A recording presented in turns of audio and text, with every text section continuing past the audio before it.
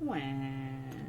Okay, so in theory, we're streaming right now. There is a little bit of a delay, but hopefully not very much because we're trying out Twitch's new, what is it, fast chat? Something like that? I don't know. It's in beta, so there shouldn't be as much of a delay. Hooray! But hopefully you guys are watching. We'll wait until someone says that you're watching. Oh, There we go! Ha-ha. Beautiful. Can't stop the signal. Can't stop, won't stop. This week we are streaming with Mia and Geoff. And you may know Geoff as Pegs in my comic. And Yeah, that's me. he's also done a few guest comics for MegaCynics, so way back when. Yeah. You have to do another one. Yeah, and Lazy. anytime you've got the cash, I've got the pen. Hey, Buster, stop smelling my phone. We are streaming on May 17th. I keep wanting to say April still. I don't know why. It's a good month. Yeah, we're almost halfway through May. Or we're more than halfway through May. You guys, it's been a long day for me. I'm sorry. Here's Buster. He's already on cam. And today we are streaming another deck of many things. This is going to be an attempt at the star card, which I'm taking some liberties with. It's just going to be a magical twinkly star thing. We'll see how it works out. That is a star. And on a side note, this is also going to be the Star Wars stream. Yes. Because sitting next to me are two major Star Wars nerds, and I haven't been able to talk about it with Mia yet because I'm not a huge Star Wars nerd. I do like Star Wars, but I don't know as much as almost I don't everybody know else that I much. I don't have the mind for all the details, but this guy does. This guy might as well be a Star Wars / Star Trek encyclopedia. Hands are so cold. Death. I'm a vampire. And should you wish to quiz him, We have a great deal of vodka as well, we should probably note. great deal It of was vodka. it was a huge bottle. You guys can nerd out about Star Wars. Yeah. You can try and stump Geoff with Star In the Trek. extended universe, I think. You guys can try and stump Geoff with Star Trek or Star Wars trivia. I'm going to draw some stuff, and we're going to talk about stuff. So, here we go. Q is apparently Mia. Hey. In chat. How does that work? I don't know. Someone logged in with the wrong Twitch account.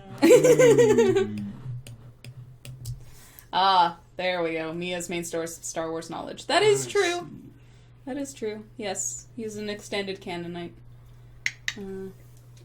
I am not a huge fan of the extended universe, although most of it isn't canon anymore. Yeah, That but was a it's big like, thing. it is, but it isn't. Yeah, well, I always subscribed to like Lucasfilm's original canon hierarchy, which was Sure. the films, followed by the novelizations of the films, Sure. and then finally the radio dramas based on the films. Ah! And then everything else was semi-canon, but, you know, it was kind of a, maybe it is, maybe it isn't, unless it gets, like, trumped by something that is canon, like a movie. There are BBC radio dramas.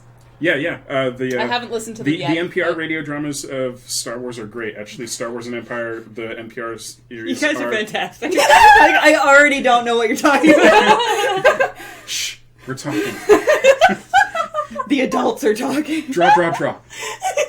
The NPR Star Wars and Empire are my favorite versions of those stories because they're so good, and Mark Hamill was there to do the voice of Luke for both of them. And he was always meant to be a voiceover actor. He's really good. And Billy D came in for Empire to do Lando as well. Awesome. And, of course, Anthony Daniels is there, C-3PO, for all of them. That's awesome. Jedi isn't quite as good as the other two because it was written about a decade and a half later in the late 90s. Actually, shortly before Brian Daley passed away, who wrote all three of them. Right. But you could tell that he had kind of lost his knack for writing for radio, because writing a radio play is way different than writing a novel. It is, yeah. Because you have to find a way to convey what's happening to the people listening without having somebody saying, "Oh, he picked up a rock," which is essentially what happens in Jedi. Like in Jedi, Luke's down in the Rancor pit, and C-3PO's like, "Oh, Master Luke, look out, the Rancor is coming right at you. Oh, Master Luke, you ducked under the Rancor's claw. Good show, Sir. Brilliant. So that's what happens in Jedi. I love it. This is fantastic. I love it. Oh, dear. The radio series are great. Yeah, Q Monster keeps saying that he will lend them to me, and then I haven't gotten them yet, but we should. I should have put them on the disc. Cause I have a source for them. I've got them on my phone. We could listen to them right now. Yeah, we can just sit here we very could just quietly. just shush. I'll hold up my phone to the camera's microphone, and we can all just enjoy the magic for. If this wasn't eventually going to be uploaded onto YouTube, I would say go for it. Yeah. But it'll be taken down immediately. Gosh, That's some Picardo shit right fine. there. Yeah. Copyright. Yeah. No, I don't know. I grew up just with it because like the original films were like one of the few films that my dad owned. So like he was just like, well, they're movies, and that was about it. Like I was way more of a like. I have every time something new about the new movie has come out, and I've been on the phone with my parents and been like, "There was a new trailer," and my dad was like, "Really now?" Was there? My dad was never a Star Wars fan, but I do remember being a child and grasping the notion of metaphors for the first time. When Leia's having that speech with Tarkin, you know, the more you tighten your grip, the more star systems will slip through your fingers. Yeah. And that suddenly, like, that totally clicked in my brain. And, like, I wake my dad up on the couch. I was about 5 years old. And I'm like, he's right, you know, because if you tighten your grip, they would just squeeze out through your fingers. Because and he's just like, he could not have been less impressed with his 4 or 5 year old son. Jeff, it's 5 o'clock in the morning. Yeah. but I've just passed one of Piaget's developmental stuff. Yeah, I understand now. This has opened up a whole new world for me. You don't get it. Mm-hmm. The rental copy of Star Wars that was at my local rental store as a kid had a sound dropout right. Oh no! So for the longest time, I thought it was actually part of the film that like. They're doing the Death Star countdown, and this guy goes pulls the lever down and goes, Meow! And then the sound went away. Oh no! Until after the planet exploded. Like the planet explodes, and then I got the tail end of the explosion, and then it's back to Obi-Wan being all like, "Oh, disturbance and stuff." And the first time disturbance and stuff. Direct quote from the film. I remember that. Apparently, the chat window is not centered properly. The chat window is not centered properly. Or centered poorly. Wait, what? Aye. Here comes Brad. Yeah, He'll fix Brad it. will fix everything. I don't know what they're talking about. Oh, that's a mouse. I thought it was soap. Nope. I'll just take the soap. Oh, the bottom is cut off, yeah. Oh, I see. Oh, I see. Oh, because Ash resized I was the... fucking around with the camera. Oh. Ash did it. Yeah, Ash did it. 100% Ash did it. That's good, eh? Gosh. There we go. Thank you, Q Monster. Thanks, Brad. Thanks, Brad. You're welcome, everybody. Bye, Brad. So I have been given a it's a fan edit. It's a copy of my fan edit of Star Wars Episode 1. This is remarkable that I'm holding this in my hands because I can say I rarely acknowledge, Q Monster can attest, I rarely acknowledge that this footage even exists. It's I waited in line for 3 days to see Episode 1. I was the first person in line in Victoria. Wow, yeah. And I was in denial for a long time afterwards. To my everlasting shame, I ended up seeing The Phantom Menace in the theater 13 times. 13! Wow. 13. I mean, by the end of that 13, I was aware that the movie was awful. But I held on to that, that belief that actually it was great for, at least 4 viewings. I actually have something to add to that, Ooh. though it doesn't have to do with Star Wars. It's similar. I'm a big closet M. Night Shyamalan fan. I'm sorry. No, it's fine. That excludes, of course, the Avatar monstrosity. Sure. Though I still attest, had I never seen the actual series of Avatar, that movie would have been awesome. Sure. But when we went to go see, what was The Happening, I couldn't wrap my head around it. And I walked out of the theater being like, I want to like that movie so much, I just don't get it. There has to be something I don't get. And my boyfriend at the time was like, well, maybe it was just a bad movie. I'm like, no! It was not a bad movie, we need to go see it again. And he's just like, well, I'm not paying to go see a movie again that we didn't like. And I was like, I have to see it again. I need to understand what's happening here. It has to be genius somehow. Oh, no. Oh dear. Balthasar wants to know our opinion on the movie Fanboys. I have not seen it. I loved I saw it Fanboys. ages ago. Uh, I recall enjoying it. I went to the premiere of Fanboys here in town with my friend Melissa, and we both went in costume. And it was Nice. great. I love Fanboys. No, I haven't seen it. I have seen The People versus George Lucas, Oh, which was excellent. transcendent. Yeah, so great. Yeah. Lots of really good stuff in there. Yeah. It was very cathartic to sit with people It and, was- like, It was realize... nicely balanced, too. Yeah. Like, you know, it acknowledges that the prequels are just garbage, but also that just because George's artistic visions have changed doesn't mean that He's a bad person. Yeah. You know, he's still a good guy. He just Yeah. makes kind of crappy movies. Yeah. Oh man, I didn't realize how angry I would become seeing Hayden Christensen composited Oh, gosh. into Jedi. It's such a slap in the face to Sebastian Shaw. I know, right? Like- How pissed off must that guy be? Yeah, well, he's dead. So I imagine Okay. he's spinning in his grave. Okay, well there you go. I'm spinning. Probably enough to, like, power a small community. Yeah. He became a... So George Lucas is a pioneer of clean energy. Yes. Is what, in his is what own it way. really comes down In to. his own way. George Lucas in Love was good. I- That's very funny. You should check it out. Oh yeah? What is... Someone is Yeah, yeah, asking. yeah. What is yeah, it? it was kind of a spoof of Shakespeare in Love, and it's Oh. George. I think you made me watch Yeah, that. it's George in film school, and all of the Oh. characters from Star Wars are around him. Like Han and Chewie are these two guys working on their hot rod outside, like Chewbacca, Oh, just like all wow. hairy. Yeah, yeah.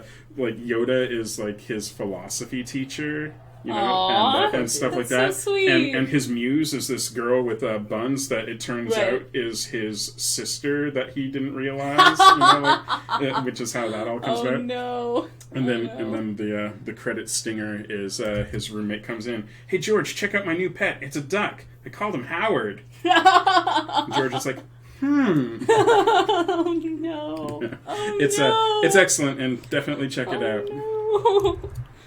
Yeah, no, Q Monster said a little bit up in the chat that yeah, it took a lot. We watched the Machete Order, Mm-hmm. Yeah, and it took us a lot of Machete Order. alcohol to get through 2 and 3. Yeah, 3 is like 2 is the worst movie It's I've a ever slog. seen, but 3 is bad for different reasons. It's a because- movie, at least. Yeah, but I mean, it handles Anakin's fall to the dark side so poorly. Like Yeah. Anakin, the only way for Anakin to fall to the dark side in that movie is for him to be the biggest idiot in the universe. Yeah. Like, as soon as Palpatine tells him, like, oh, by the way, I'm the Sith Lord, like, Anakin puts it all together. Oh, that means you're responsible for the Galactic Civil War. You're responsible for countless billions of lives lost. You're responsible for numerous assassination attempts on my beloved wife. You're right. You're responsible for the death of Qui-Gon Jinn. And this makes him angry. He's like, you know, you want to kill me, don't you? He's like, yeah, I really want to kill you.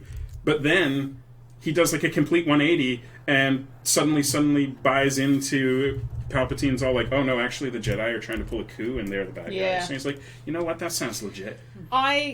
So for those who I don't know, is there anybody out there who doesn't know the Machete Order? Let's wait and see, because we may need Yeah, to and explain. I would actually really love to know what the lag is on the chat right now. Yeah. All right. Yeah. 1, 2. Bueller. Did any of you guys do any of those tweets of reverse a film plot, by the way? I saw those. I couldn't So think up much any. I fun. couldn't think up any good ones. I've used Twitter. I couldn't before. stop doing it. Oh, there was yeah. a hashtag floating around of reverse a film plot. Yeah. And I could not stop just thinking of them. Like the first one I did was the Ocean's 11. 11 guys donate $160 million to a bank vault and sneak out unnoticed. It looks like Machete Order is relatively unknown. All right. So, the Machete Order is an order proposed in which to watch Star Wars by a guy who runs a blog called Absolutely No Machete Juggling. Hence the Machete Order. So he was given the challenge because he came across a friend's girlfriend who had never seen any Star Wars before, ever. And he was like, okay, well, how do we... So if we accept that... Because the natural inclination is like, just watch the originals are good. Yeah. That would be my Machete Order. Exactly. And just machete off 1, 2, and 3 entirely. Exactly. But he said we should honor George's wishes that Vision. that the prequels are a part of the story. So how do we do it? Well, if we watch it chronologically, 1, 2, 3, 4, 5, 6, then the big twist of who Darth Vader is completely ruined. Yes, it is. Oh, it makes me so And it's angry. really frustrating. But if you watch it in the order in which it was released, then it's a slog. It's a horrible slog to get through the prequels, and there's really no point. So he proposed chopping off episode 1, because episode 1 is pointless, and watching it in the following: 4, 5, 2, 3, 6. Because at the end of Empire Strikes Back, the characters are at their lowest point ever. This big twist has just been revealed of who Darth Vader is. And so then we flash back. Essentially, episodes 2 and 3 serve as an extended flashback to tell Vader's story.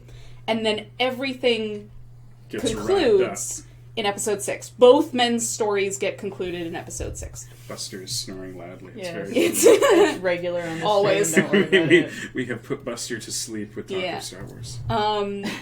So I was intrigued by this because the Machete Order, he was like, this is how it works. It actually works out pretty well.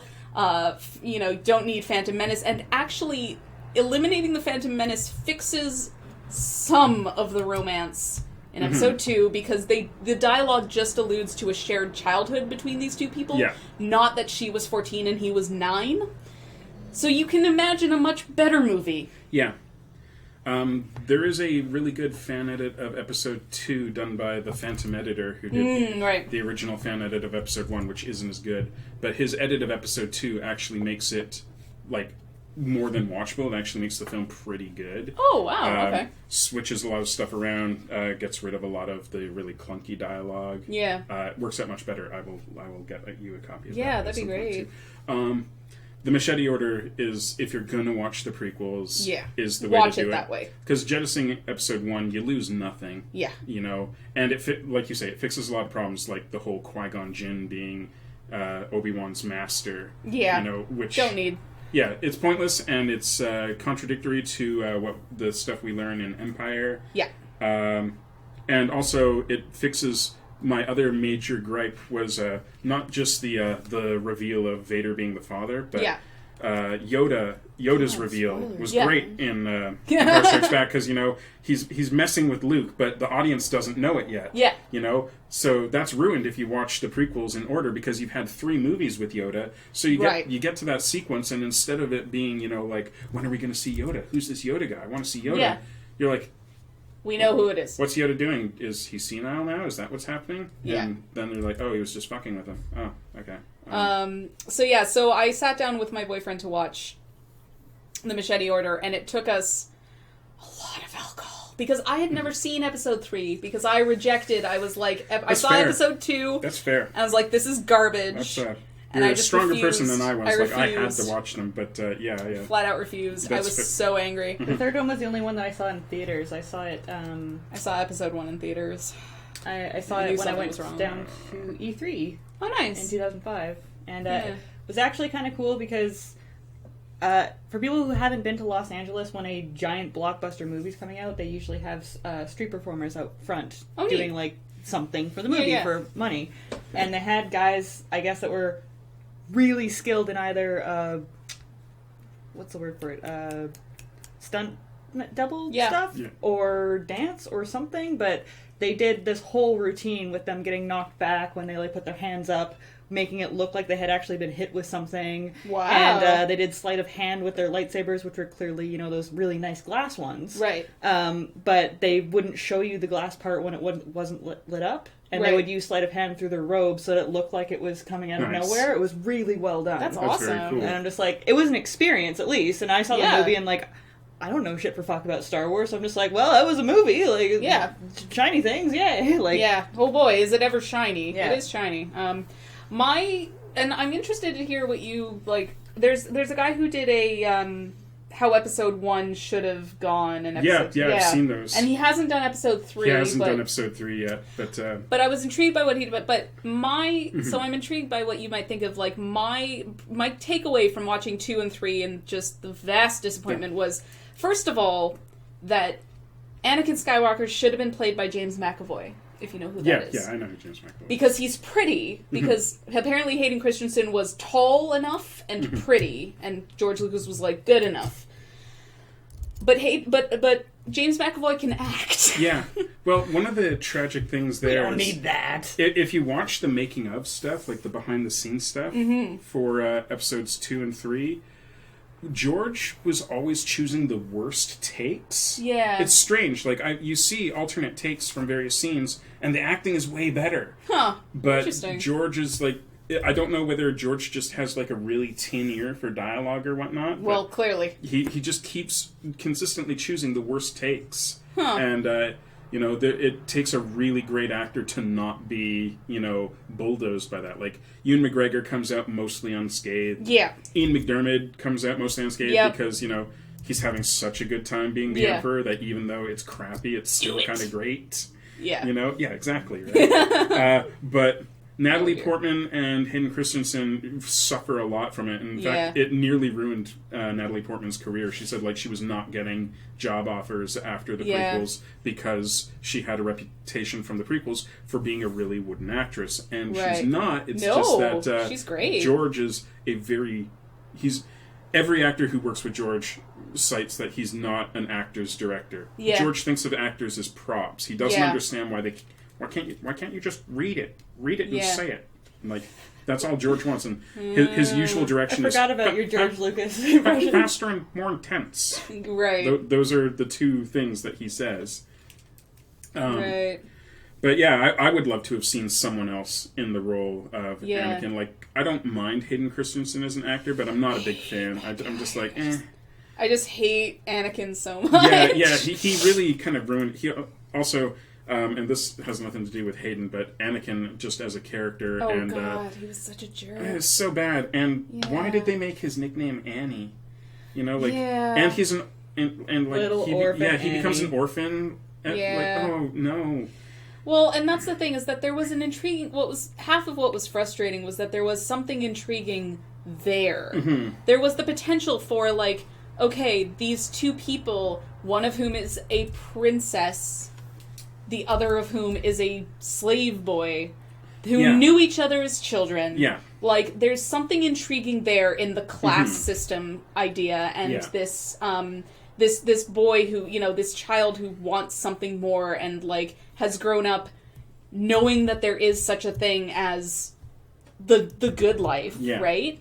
And it's not surprising that he would want power and that he would deal with power there poorly. was stuff to be mined there, and they didn't. He's the equivalent of a redneck who wins the multi-million-dollar lottery. He's going to use that poorly. But it just was so... Yeah. Oh, God, there are a number hurt. of things that I would have done differently in the prequels, and I know Ash has heard me talk, ad nauseum about my prequel project, wherein I'm going to remake the prequels as graphic novels on my own. Oh, nice. Rewritten as if the George's prequels never were. Right. And just based on the information we were given in episodes 4, 5, and 6. Yeah. Because the big problem with the prequels was that they were written as if you've already seen 4, 5, Correct. and 6. And that is a huge problem. Yeah, because it gives away all of the twists in 4, 5, and 6, and 1, 2, and 3. And that's not how you write a book. You don't give away the secrets of the later chapters in the first chapters. You have to build that drama up so they hit with more impact. We never should have seen Anakin turn into Darth Vader in episode 3 because that ruins the biggest moment of the original trilogy. It should have been left ambiguous. It should have ended with it looking like Anakin had been killed by Obi-Wan. Yeah. So then we get to episode 4, and when Obi-Wan says, Darth Vader killed your father. Yeah. And then the audience goes, hang on a minute, Obi-Wan, we saw you kill. Yeah. You. And then in episode 5, when Vader's all like, Obi-Wan never told you what happened to your father, then the audience gets to go, here it comes. Right. Now he's going to find out that Obi-Wan killed his father, and it's going to blow up his mind. Yeah. But then they blow up his mind a different way. Yeah. And, thus, foil the audience's expectations at the same time as giving them something even better. How's it going, Ash? Hey, Ash. How bored are you? Are you having fun? Streaming! Are you having fun on our stream? I am. Having fun drawing stuff on your stream. Continue. So anyways. No, interesting to listen to you guys talk about this because, like, I Because have we're interesting people. my own things that I can talk about, like this. But we yeah, can spend the Yeah, second, the Lord second half Zerk talking says, about "Oh hey, Geoff Ash is Bach. here." yeah, pretty much. Lord Shit, what Zerk have I says, done? "Oh hey, Ash is here. Cool." Cool. Sorry, I'm. Trying Oh yeah, to do there's three people. things at once. Yeah, you guys should talk to the chat. Oh hey chat. 'Cause I'm sure they hey know- Metaxo, yeah, the Clone Wars is good and is probably the best thing that came out of the prequels. Although it is hindered by the fact that it has to take the prequel storylines into effect or into consideration. But even so, Dave Filoni and his crew did a really great job with that, and are now doing a really great job on Rebels. Have you seen Rebels? I have not. Oh, you I've should heard check good out things. Rebels. It's really good.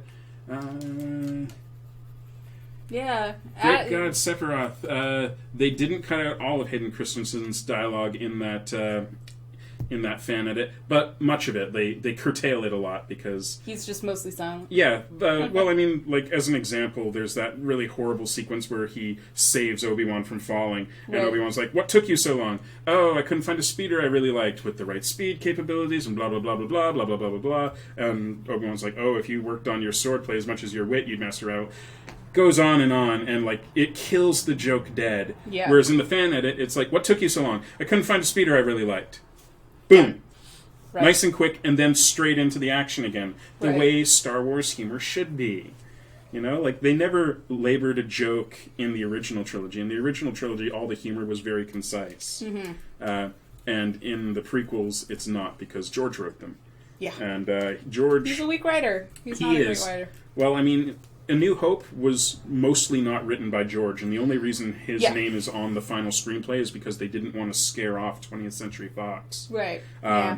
And episode 5, which is the best of them. Yeah, it was Leigh Brackett and Lawrence Kasdan, who also wrote Raiders of the Lost Ark, which Like, is how an you guys are amazing finishing movie. each other's sentences literally right now, like, We're in tune with each other. it's common fucking knowledge. It's a Force thing, Ash. Yes. It's a force Listen, thing. You don't understand because you're not Force sensitive, and there's nothing wrong with that. You can still live a full, useful life. Not having Force. He's gonna kill you. I know. It's like not having bending in the world of Avatar. Listen, I could talk about that. Yeah. Because I've still not done it. We have to finish it. Oh, where are you at? Like, we just split up. We were in season 2, and they just were like, "We need to split up next season." And I was like, "Aww." So you're still in Airbender and not in Legend of Korra. Yes, we're still in Airbender. Yeah, cool. Yeah. Brad and I finally started season 2 of Korra, and partway through, I'm just like, I'm bored again. That's pretty much me. I gave up on Korra partway through season 2. I should get back and finish it, but Legend of Korra it's good. But after you've had Airbender, it's kind of hard to take something that isn't quite as good and misses a lot of really good opportunities. Like, Korra's a really annoying character, not because she's an annoying character, but because she'll learn a lesson in one episode, and then the next episode that completely lesson's gone. forget it. You know, it's like okay, she's and you're just like, we know you know better than this because we watched you learn that lesson. And that's one of the nice things. Like, Avatar started out, the first 10 episodes, I was like, okay, this is like 90s anime paced. It's even though it's not a technical anime, but it was paced like a 90s anime where everything, like a third of every episode seemed to be the same thing. Yeah. For the first 10 episodes. And then the blue spirit shows up and you're like, oh, I get it. Yeah. I get it. This is a great series. Yeah, it's so good. Get it. It takes a little while for you to like really grab you, but once it's got you, it's like... Oh yeah, absolutely. I love it. But it apparently ends off really well, as Q Monster has been saying. I told Dante Bosco that I wanted to get the arrow on my head, and he approved. So nice. So Zuko has approved of my my Avatar. You guys attention. can't tell, but when Geoff gets really stressed out, the veins on his forehead pop I have out these two veins here that in the shape of an Avatar arrow. Yeah. So it's already it's mostly fantastic. there. That's great. So that'll be fun. Yeah, I found out last week exactly who Zuko was. Yeah! And I was watching that reaction, actually. It's just... and it's so rough. Who was I with when I, I broke their mind when the first time he like walked out on screen. I was watching it with you, Yeah. and I was then, like, Rufy! Oh! I didn't put it together until last weekend in the middle of the stream. Yeah. I was like, wait.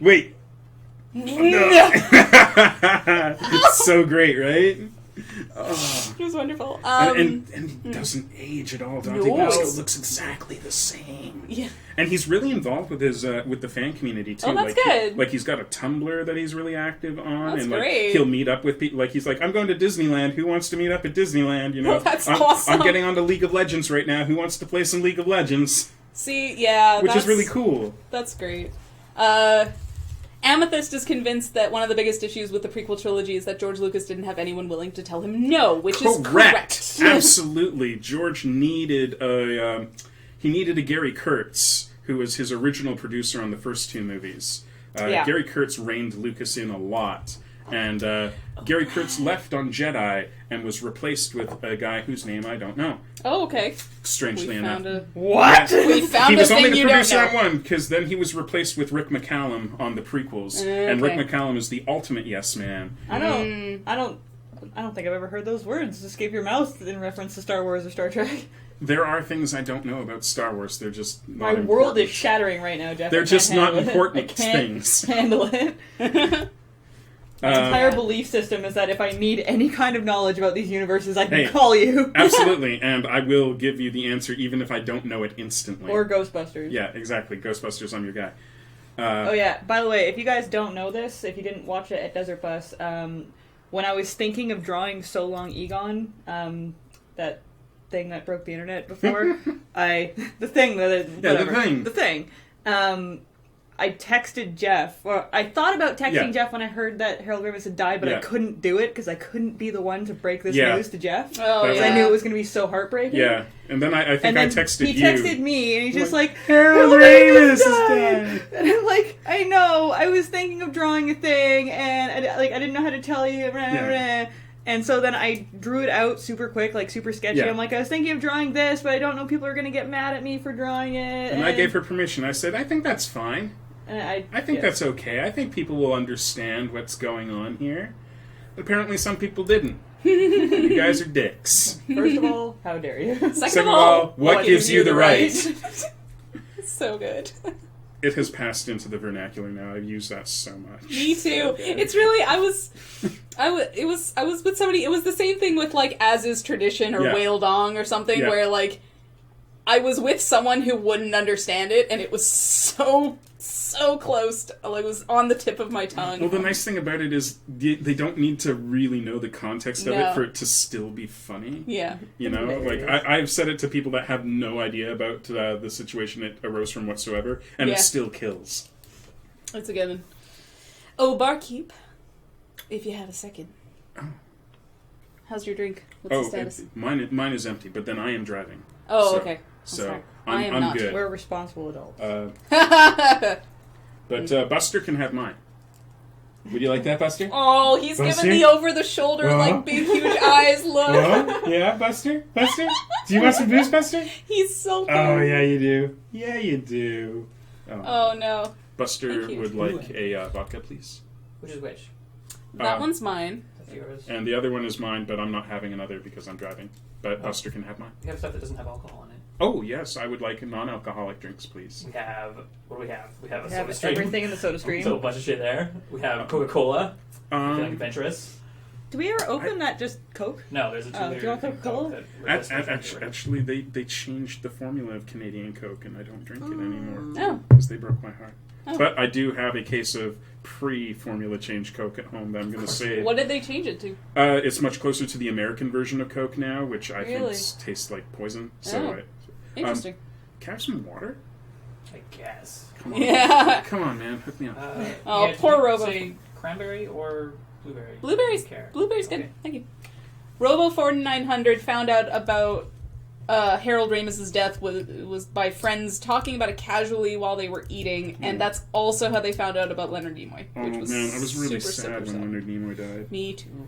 You know, and like not long before, like maybe 6 months or a year earlier, Leonard Nimoy had volunteered on Twitter to be anyone's surrogate grandfather for anyone who no longer had a granddad. Aww. So yeah, like a million of us took him up on that, Aww. and I was like, yeah, I want Leonard He Nimoy to be seemed my like a surrogate really grandpa. genuinely good guy. He was a super neat guy. There was that beautiful video of him explaining this, the Vulcan salute, and like it was beautiful because I'm Jewish, and so like that's one of the holiest things. I've actually seen them do that in synagogue where they throw their prayer shawls over their head and they do it. It's like this, and he normalized, he really normalized the other, and he normalized us through this, and like he had people blessing each other on the street. It was great, like which is subversive and cool. Moment. Yeah, and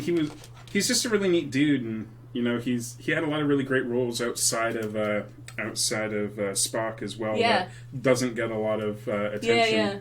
He's in a really great episode of the original Columbo. Thank you. Neat. As a heart doctor, he's the villain of the piece. Oh, nice. Which is weird to see, and like it's really great because also Columbo is an amazing series, and you should totally check out old episodes of Columbo. He's also in the 70s Invasion of the Body Snatchers, which is fantastic. Oh, nice. With Donald Sutherland. Yeah, with Donald It's an amazing movie. I highly recommend it. I've seen the 50s one, but not the 70s one. Hey, Sarah! 70s one is great. How's it going? Hello! Hello! Oh, hi. So Geoff, before we get back on the Star Wars train, we never get off the Star Wars train. It's going to be here again. Yeah. In like 10 minutes. Boy, will it ever. It's pulling into the station right now. Yeah. You better be quick. I wanted to do the regular chat questions with you because we have to do it with every guest. Yes. Yeah, absolutely. Can you recall your worst injury or any injuries that have hilarious stories behind them? My worst injury. I broke my arm and my wrist at the same time. This is how I learned to tell my right from my left. I was 5 years old. My parents were out of town, and I was staying with this family. And it was the last day before my parents got back into town. So I'm sure, having made it all that time, they were like, oh, good, we protected this kid for the allotted time, and now we can return him unharmed to his parents. And then we went to their dad played. The dad of this family played cricket, so we were at a cricket field watching them play cricket, and of course that holds no interest for a 5-year-old. Sure. There was this tree there which had like a big low-hanging branch, and we were entertaining ourselves by climbing the tree, getting up into this branch, and jumping down, and then climbing up, jumping down, climbing up, jumping down.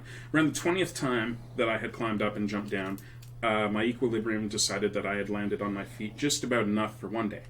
So I jumped out of the tree, and my body reoriented itself so that I landed on my side, and my arm hits this big gnarly branch, and then my body hits my arm, and that broke my elbow and my wrist. So I had to have a cast all the way up to my shoulder. Wow. But the worst part was that they had to cut me out of my He-Man t-shirt. Oh, no! And it was a bootleg He-Man t-shirt that I'd gotten on my only trip to Vancouver at the time. This He-Man t-shirt my parents had got me in lieu of going to Expo 86, which everyone but me went to. I also, didn't. I was one. Yeah, I fine. was one, yeah. You're so great. You're so cool. I am so cool. You are so cool. You are cool, actually. Sorry if I sounded sarcastic. I was totally being serious. I used Wink, this wink. this big cast to climb the tree in my backyard a lot, so I went through 2 casts up to my arm, and then my doctor threatened to put me in a body cast if I did it again, so I stopped. Oh dear. So yeah, That'll do it. That's probably the most grievous injury that I have incurred. Now, embarrassing stories. Or hilarious. Or hilarious injuries. Hilariousment stories. And as always, these questions are also open to you, chat. We want to involve you as well. You are an important part of this experience. I've got a I feel pretty... like the chat is slower now. Is it just me? I don't know. Yeah, I don't know. I think they're just really enjoying listening to us. Y'all need to involve yourselves. Because I've got this rich, deep voice, and Mia has this really melodious voice, and it's a joy to listen to us talk. Ash is what it is. Haven't you noticed? Yes. Thank you. There is a delay. Laserbeak's Fury, there should be less of a delay. Mhm. Yeah, Twitch is all like, hey, turn on this thing and you'll get less delay. And I'm like, thank you, Twitch. That's the best. Yeah. But I haven't noticed it yet. I Click. can hear us in the background. I can hear us in the background as well. I do have a hilarious story about me and my nephew. All right. So, my nephew Pilot was, I guess he was about 4 or 5 at this time. That's a great name, by the way. Pilot's got a great name. Pilot's a cute kid. No, he was about 4, because I just picked him up from preschool, and we went to Gyro Park to go for a walk. And we're walking along the beach, and everything he sees on the beach, he's like, Geoff, what's that? And I'm like, well, that's a seashell. It's a clue. Oh, okay, it's a clue. Okay. Geoff, what's that? Oh, that's bull kelp. Oh, that's a clue. Okay. Geoff, what's that? That's crab. That's another clue. All the way up the beach, everything we found. Driftwood, Okay. sticks, branches, sea life, all clues. Okay. So we get to the end of the beach. We can't Makes walk sense. any further. And I'm wondering where all this clue stuff is coming from. Like, I'm thinking, has he been watching Scooby-Doo? Yeah. Blue's Clues? Something is going on, because my boy is on a big clue kick right now. Sure. And then he kind of turns to me, and it's great because, like, he says this thing, and you could tell that he'd heard this somewhere, and it sounded cool.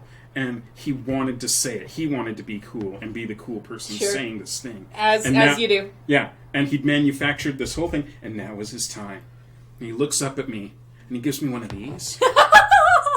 And 4-year-old Pilot looks up at me and he goes, this mystery is really coming together. I'm looking at him. really cute. I'm just like, yeah. What do you think it all means, buddy? Oh, I don't so know. cute. But we have so many clues. And I can't argue with that. We had literally 100 or more clues. That is adorable. Yeah. So many clues. It was so great. It That is was one of the wonderful. best things I'd ever seen. The really funny thing was, like, earlier that day, and at the end of this, I took him to see his big crush, Kimmy, who's Aw. the woman he's going to marry. Sure. She'll have to leave her husband, but I mean, that's just, these things happen. Yeah. you Sure. know. That he's aware that eventually Pilot will grow up and take his wife away. It's It's just life. what's gonna happen. It's yeah. just life. But I picked him up at preschool that day, and as happens at preschool, little girls chasing him around because Pilot's adorable. Sure. Trying to give him kisses because that's, I guess, what girls do, or at least this girl. And finally, he stops, hands like on his hips in like the Peter Pan pose. He goes, "No, I don't like you. I love Kimmy." Aw. I was just like, oh. So I immediately had to text Kimmy and let her know how loyal her boy was. That's adorable. Apparently the video feed is flickering up and down. Is that happening for anybody else or just for Laserbeak's Fury? Let's find out together. We could restart during the break. We're That's coming great. up in 15 minutes. Is it intolerable? Nope, apparently it might just be Laserbeak's Fury.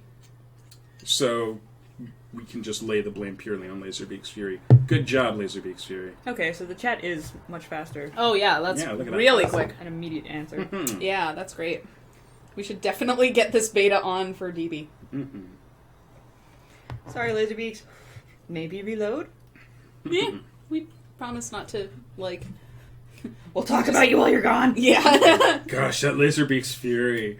Man, red? What a lame color. I think it's, like, different for everybody. Yeah, I don't. Maybe it's not red on their screen. Yeah. Are there more questions I have to answer? Or have I done it? Do I win anything? Like, What are the other questions that we've... Oh, Okay. embarrassing moments. um, When we did this last week, just about everybody in the room actually turned red from remembering. Oh, it was Like, wonderful. It was wonderful. I'm trying to think. I don't have a lot Aw. of embarrassing moments. Q Monster just ordered sushi. I am jealous, Q Monster, because I've only had like I was at a picnic earlier, and so my dinner has been like a few potato chips and some cookies. So I'm looking forward to pizza I'm after kinda this. jealous of But that. yeah, I haven't had Cookies. proper dinner, and then I take some more alcohol. Delicious. Yeah. Everything's better. So yes, any embarrassing moments you have? This Ears one perked up. time, Ash had me sing the Aladdin song on Desert Bus. That's great. Okay, so I've been with Geoff in the car going to PAX twice now, and every single time, as is tradition, we have to sing Disney songs. I always That's bring a the deal. CD of Disney songs As to you sing do. along with. Yep. And Geoff has a fantastic voice and sings the opening Aladdin number, the first one. One Jump Ahead of the Arabian Bread Nights. Line. Yep. No, not Arabian Nights. The One Jump one. Oh, One Jump. Okay. Yeah, the Yeah. first one that Aladdin sings. Yeah. He sings it very well. Huh. And so I left him at Desert Bus one night when I was off shift, and I just texted the person who happened to be there, being like, "You should get Geoff to sing the I song." think it was Tally. Beautiful. I love it. Yeah, y'all are gonna have to I think come up it's with concentrated amounts of challenges. Still available on Singing YouTube, challenges I for me. think, those clips Oh, all from of Desert them. Bus. So, All of them. Yeah. So feel free to look that up. It was great talking to my boss. I was like, I need a week off in November for this thing. I'm on the internet doing some weird stuff. They were like, really? Really now? So no, they my super serious boss, I have two bosses, and the one I consider sort of super serious, he was like, we've donated $200 to your cause. I was like, Nice. that's adorable. Did you see anything? Now never watch it. Now never watch. Yeah. Yeah. The songs in Aladdin are really... All the good songs in Aladdin were written by Howard Ashman. Yeah. So they were all the really complicated The ones. Disney sing-along tradition kind of began when I was in animation school. Animation? Animation. Ah, there you Animation. go. Yes. When I was in cartoon making school, Okay. we'd be working at our desks, and at some point someone would always start to sing one of the Disney songs. Sure, of and course. then we'd all just kind of pitch in until by the end of the song we're all singing. And I'm sure anyone who was walking past our classrooms would have been most confused. But it was good times. Yeah. Most Hi, confused. Obsolete. How's it going? You seem to be a new name. You might be not a new person, but a new name. So, hello, welcome to this stream. Yes. So how about that episode 7 trailer, the second one? Oh, man, here's the Back to Star Wars. Yeah, back to Star Wars. You can you. So this guy, though, this guy was in Anaheim. I was there for the premiere. I was literally 20 feet away from J.J. Abrams when he busted out that trailer for all of us at the celebration, and it was amazing. And then they showed it again immediately thereafter, because the first time they showed it was just roars of applause with everything happening. Sure, they showed it two times in a row. The second trailer, dead silence the entire time until once again Han Solo shows up, and we can't contain ourselves again. Yeah. It was great. For me, like, I didn't lose my mind for the first teaser. Like, I liked the first teaser, but I wasn't like totally gripped by the first teaser. Little poll, hair color. Carry on. Skin. It's my hair color is skin. No, for her. Oh, right, you're drawing. That's right. That's what's happening right now. You're drawing. Oh, look at that. I'm just gonna, you know what? Just don't even. that. There you go. Look at that. That's amazing. Everything's fine. Oh no!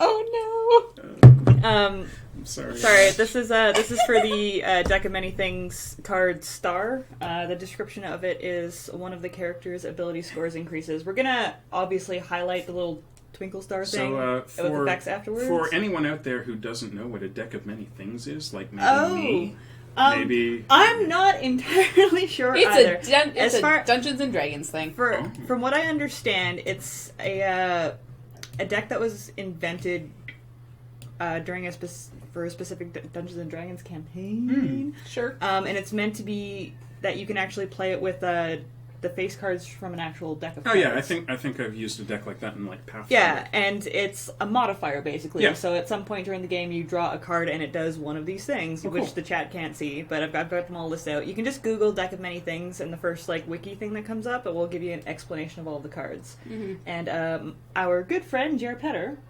wants to do an app. So that instead of actually having to have the physical cards there, you can just tap it and randomly get Yeah. one. Oh, that's cool. That's a great idea.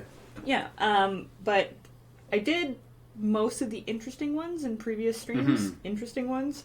That I had ideas for, I guess. Ah. And there's 3 cards that are just sun, moon, and star. I'm just like, do I just draw a sun? Like, and all that pops to mind is like that preschool, like, big yellow dot with the wavies coming out of it. And I'm like, what do I do? And a pair of sunglasses. Yeah, It exactly. Needs a pair of sunglasses. Yeah, Because it's and, really and bright. 2 scoops of raisins. Exactly. He knows. Yeah. He understands. So this one's star, and I figured that since it seems to be a pretty good card, one of the character's ability scores increases. I thought it would be kind of cool just having someone smiling, kind of holding a star. Sure. Yeah. As like a magical upgrade almost. I get you. Very Sailor Moon. Yeah, okay, I get it. There have been a couple of votes for red for hair. Okay. Red Some hair's purple, some green, but mostly red. We can do red. I don't think I've done a redhead one yet. Okay. I've been trying to keep it really neutral and also like skin tone neutral, so like, you know, in between like the white and black mud, Sure, so yeah. like it can be depicting anybody. But yeah, red. I think red would be good. All right. So yeah, you were Anyway, in continue. Anaheim. Yes. So you were in Anaheim. I was in Anaheim for the Star Wars celebration. I brought my super fancy Star Wars celebration guide here, which was super cool. Yeah. I got to... I didn't get to meet everyone I wanted to. Like, if you wanted to meet Mark Hamill or Carrie Fisher or anyone, you had to pay for their their autograph in advance. Oh, yeah. Like, I I've would been to imagine. plenty of conventions where, like, you can just get into the line and meet them without buying their autographs. But for this specific convention, you had to buy the autograph first. So, and Mark Hamill's was $125. Yep. And the convention was $140. Right. I wasn't really willing to pay $125 just for, you know, an illegible scribble. So I decided against that. But Billy D. Williams did not require that. So I got to meet Billy D. Williams, Lando Calrissian. And he was a dick to me. Like, his line was short, so, like, I got up there really fast, and I'm like, listen, I just really loved the movies, and I really loved what you did in them. I loved you in Batman. I was really disappointed we didn't get to see you as Harvey Dent and Two-Face later on. Blah, blah, blah. Anyways, I just wanted to come by and say hi and tell you how much I enjoyed your work. Yeah. And he just stares at me, like, mirrored sunglasses on, just looking at me, just like nothing. Oh, So doesn't no. say a word, and I'm like, Okay, bye. so hi. Yeah. He's like, hi. I'm like, Oh, all right, that's well, no good. I'm gonna go now. Bye. Yeah. It was kind of a bummer because I'm like, on like one hand, I'm like, you know why you're here, right? Like, this Yeah. is a convention of Star Wars fans. You couldn't have come into this not knowing that you were going to be approached by Star Wars fans that like you because of Star Wars. Yeah. You know? Two, you're getting paid to be here, like, a lot of money. Like, you're making more money to be here than I make in a year. And that doesn't include the extra money you make on top of what you get for when people buy your autographs. So, you know, you're an actor, a professional actor, a person who acts for a living. Could you not act like a douche? Like, I feel like you could act like a nice person for a couple of hours. I feel like that's in your wheelhouse. Yeah, when I've only been to really one convention, and it was, and I you know what? No, I have no shame. It was a supernatural convention, but I paid up to $250 for a picture. I paid for several different photo ops, but the most expensive one was $250. And their autographs all cost money. Who was the $250 one? The two of them together. Oh, nice. Yeah. Nice. And I have us, we're all doing like a slight quasi, like an indie duck face almost, where I was like, can you kiss me on either cheek? They were like, no, we can pretend to though. So we're all kind of we like... can act like we're kissing you because we're actors. We're all kind of, it's like an indie, it really does look like a folk indie album, like band photo where we're just Bring it like... in next time. And then the guy who plays one of the angels actually picked me up in his arms. I was like, this is my first convention, so you pick the pose, and he just like scooped me up, and I won the convention because everybody saw that photograph, which I can pull up actually. That's awesome. I will pull it up. It was great. So yeah. Can you email it to me and then I can put it on the screen? Was it Yes, I Misha? can. It was Misha. Nice. Yeah. Have you watched his Cooking with Wes? Yeah. He's a crazy person. Yeah. His cooking show with his son is adorable. Oh my god. Like, he does these cooking shows with his kid on YouTube, where his son gets to pick all of the ingredients and how they're put together. Fantastic. It's great. We're gonna look at this photo, and then I think we're gonna take a little break. Yeah. And then when we get back, I'm gonna force Geoff to draw something, Ooh. and then I'll continue on this. Okay. Because I think what we have left is shading and a whole bunch of glowy star effects. Ash. We're gonna make it really bright. MegaCynics. I'm gonna open my email so I can show you guys. This is really exciting. Technology in action. Right? Attach a photo. I mean, in theory, I could just make that camera screen bigger, but then I'm gonna screw up the chat again. Yeah, Like I and already did. trying to look at a screen on camera just looks weird anyways. Yeah.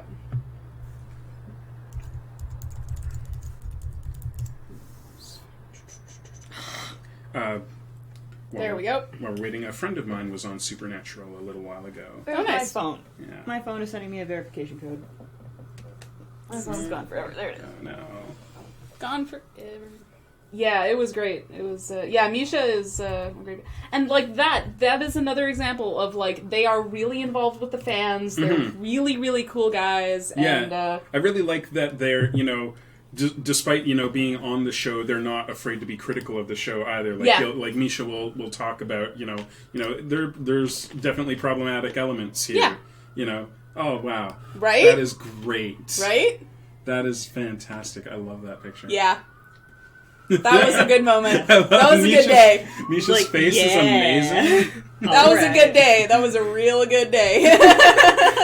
I choose No to believe doubt. that you're unconscious in that picture. Just fainted, and he's like, well, Oh, pay for the photo. another one. Yeah. That's good stuff. Okay. Laserbeak's Fury, Supernatural has been threatened with cancellations so much. But I it's honestly still going. thought it had been canceled like way back Oh, in the it's day, still and then it going. was still going. I was like, oh man, it's still on. The first 5 years are the best years. It's worth watching those, but... All right. Anyway, are we going to take a Sorry, break? I guess that was super loud for you guys. I apologize. Clang. We are going to take a break. We're going to do our bathroom break and come back in 5 or 6 minutes. Okay. I All at the would same also time? like to give a t-shirt to somebody in chat. I want to do some sort of like send in your photos thing. This isn't for money or anything. I'm totally gonna pay for it myself. But I want to give you guys a Ninja Pug shirt, so I'm gonna dig one out over the break too and show you guys, and we'll figure something out so that I can send one of you guys a t-shirt. All right. We'll Maybe see that. you in a few minutes. Bye. Brad took the mouse. We're still here. Everything's fine.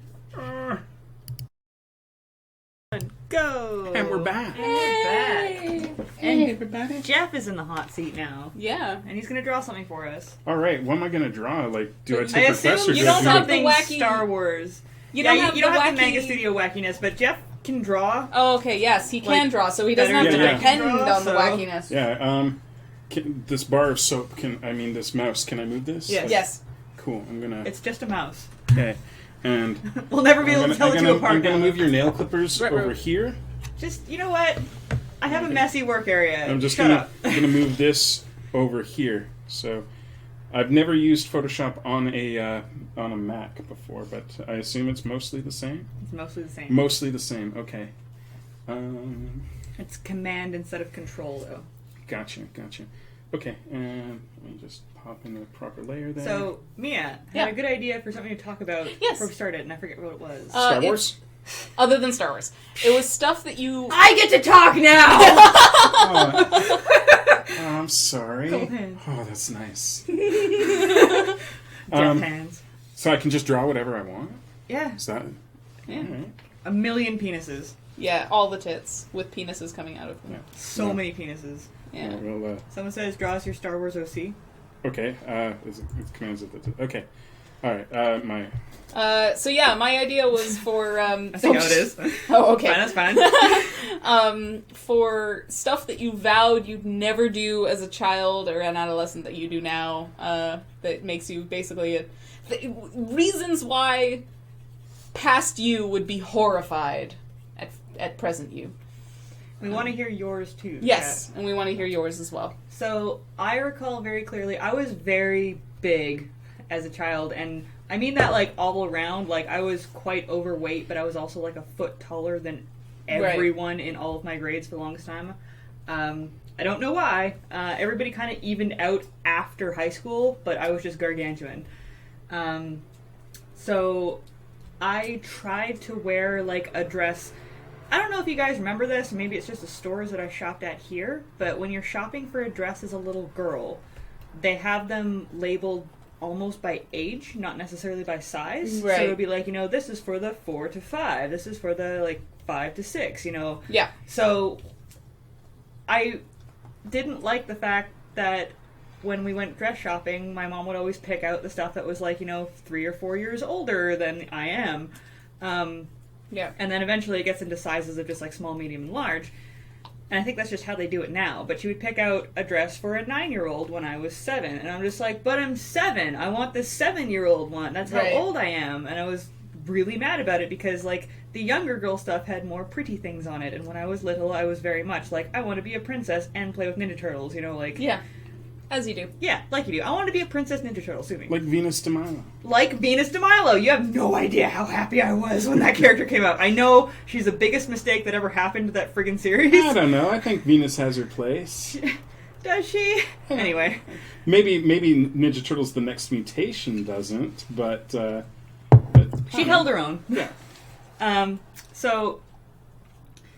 I'm sitting here going, the statue? For those of you who don't know, right? there was a live-action Ninja Turtles TV show. You're kidding. Which was my greatest, like, I loved it. Oh, I was at that perfect age. I think it's on Netflix now. Oh, thank God. I was at that perfect age where that's exactly, like, I didn't realize it was bad. Right. That it was basically a sitcom with Ninja Turtles, but it was... I can't Great even... God Sephiroth disagrees with you. So happy. But they added a new character, the female Ninja Turtle, that has nothing to do with the Ninja Turtles' original story. She comes from Japan. Yeah. I forget how she became a mutant Ninja Turtle. I don't know how she became a mutant Ninja Turtle. All I know is that her master was a friend of Splinter's in Japan because they, like, commune through, like, the astral plane when they're, like, it's ridiculous. meditating. It's goddamn ridiculous. The point is, they had a female Ninja Turtle. I was really, really, really happy that there was a female Ninja Turtle because they're just like, what are the odds that all 4 of the turtles that went in there were male? I was also really happy that her bandana wasn't pink. Sure. It was just light blue. And was like, thank you. Like, it's kind of annoying that they already have that color and there's more than 4 colors, but still, it's not pink, so I'm happy. Anyway, we were shopping for dresses, and I was super annoyed that I couldn't get, the ones with, like, the shiny things on them, because the older clothes were for older girls that weren't so sparkly and full of bows and flowers and stuff.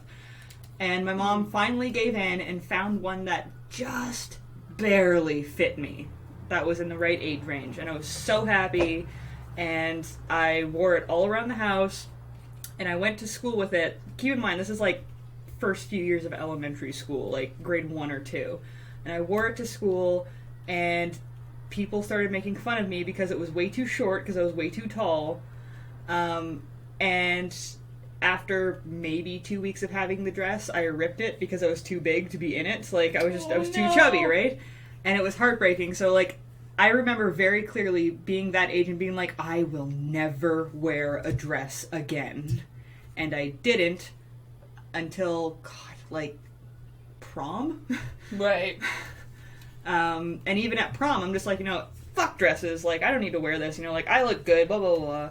But it's only been within the last couple of years that I've accepted, like, I look good in a dress. Yep, I had a similar thing. I vowed never to wear dresses. I was not I don't think I was ever, like, overweight, but I was enough that I just didn't have much of a waist. And I just, pants were comfortable enough. I was like, all right. I even vowed to go to my grad in a tuxedo or in a suit. You'd look good in a tuxedo. Thank you. You're welcome.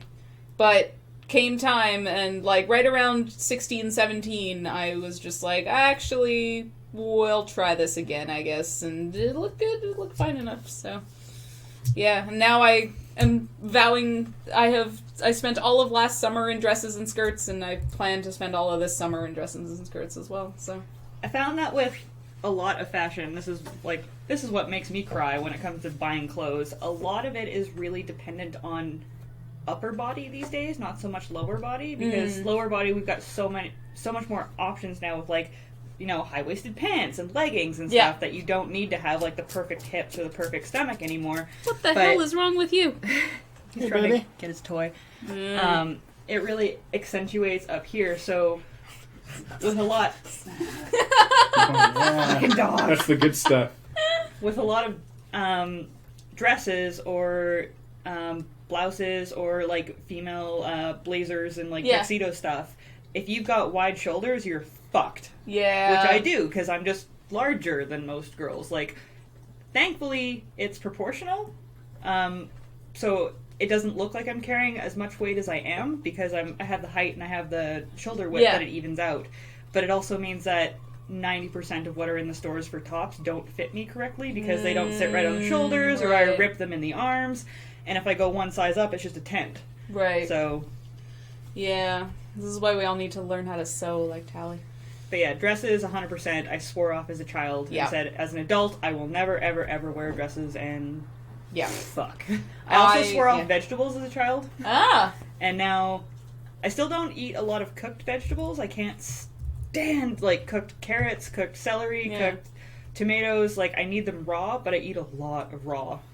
I swore that I would never own an iPod because I'm not surprised I'm going into archival studies, because I love old things and I've always been a reluctant adopter of like new technology, which is funny because I want to go into digital preservation, but nonetheless, I was really, really bound to my CDs until I went on a trip to Europe and for 6 weeks and had a huge CD binder that I brought with me. And it was such a huge pain in the ass to carry around, and by the time I got home, I was like, okay, I give up. I trade in my Discman for an iPod.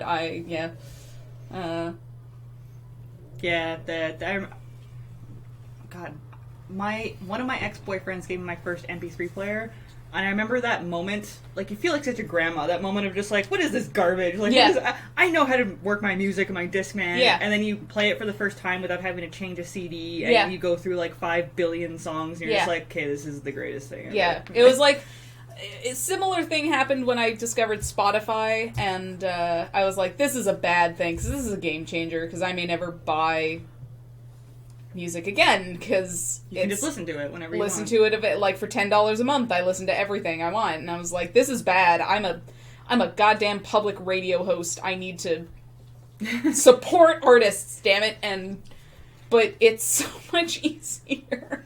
I'm really bad for, like, looking up songs on YouTube or Spotify or something if I hear them and like them, because I'm not a big music person, so usually it's just the one song. I have no idea what it's called, I have no idea who does it, and I'll have to wait until I hear it in a movie and be like, okay, listen to a few of the lyrics and then Google it.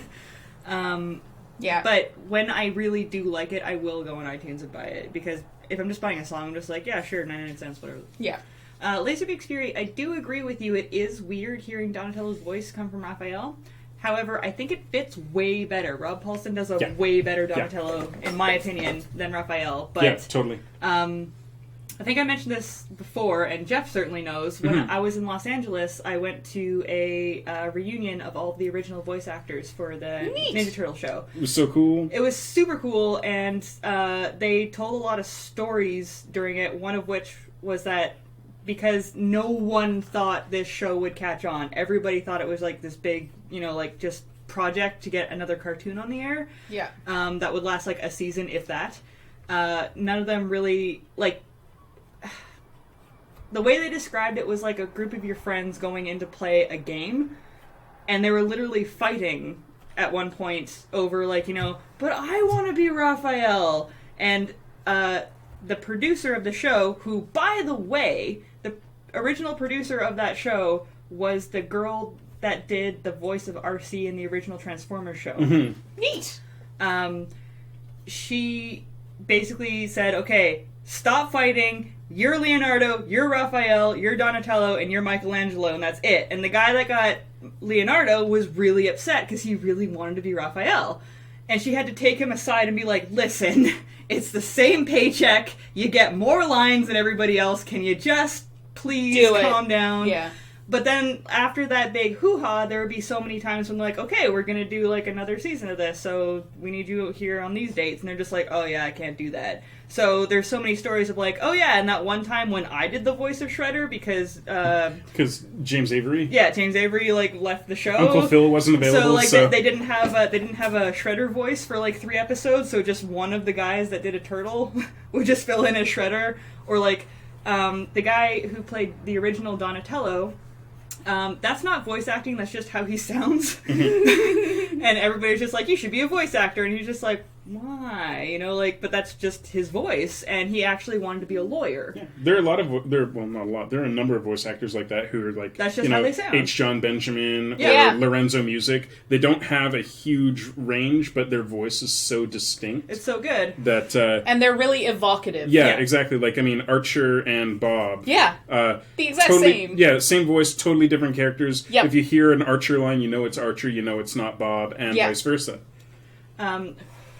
But he really wanted to be a lawyer.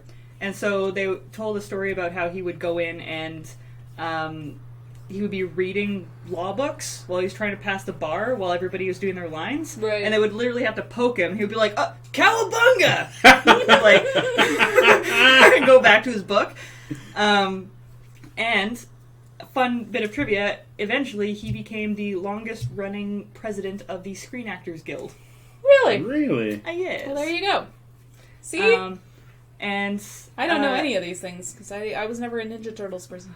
Like, God, I don't even know how I would play it. Like, I want to... I got all of them to do a signature video for Geoff. That was awesome. Geoff couldn't be there. I'm just like, you know who would love this? Geoff.